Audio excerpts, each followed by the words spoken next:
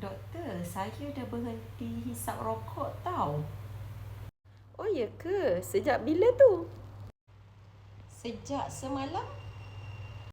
Oh, ni lah orangnya. Tengok muka pun dah tahu. Dah lah miskin, hisap rokok pula tu. Ni yang hisap rokok ni satu hari satu kotak kan? Satu kotak RM17 Habis sebulan RM510.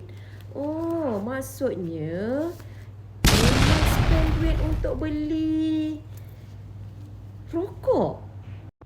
Jadi batuk pun tak settle-settle lah kan? Asma pula tu. Main shopping-shopping klinik, datang balik dekat saya. Oh, tak sedar diri lagi. Padahallah anak-anak, isteri pun semuanya batuk-batuk. Semua tiba-tiba ada asma ya.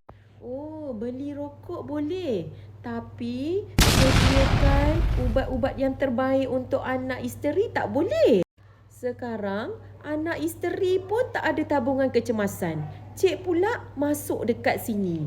Habis macam mana kesian anak isteri kena meminta-minta? Cik, saya datang dari masa hadapan.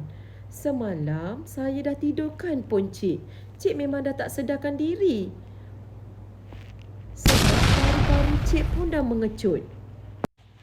Cik, saya datang dalam mimpi cik.